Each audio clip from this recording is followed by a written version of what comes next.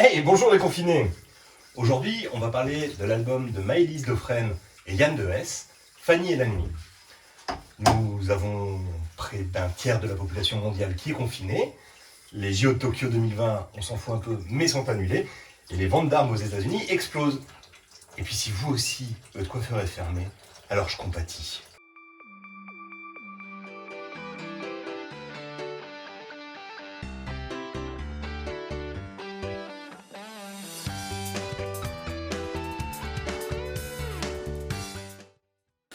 Vous m'excusez, je finis la vaisselle, mais avec ce temps, on ne sait plus où on va.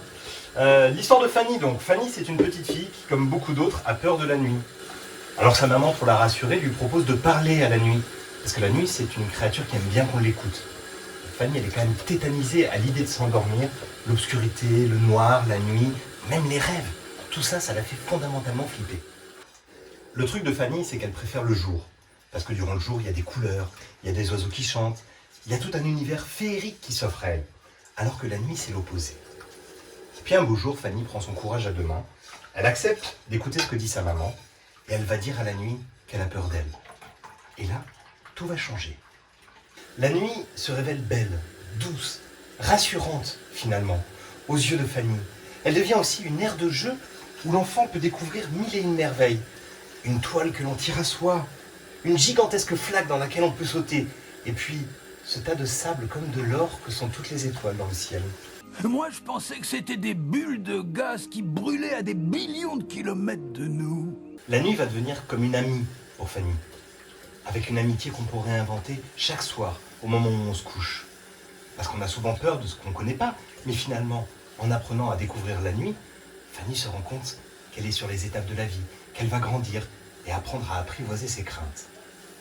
Fanny et la nuit, c'est un texte très poétique. C'est une harmonie splendide qui se dessine dans les dessins et les textes.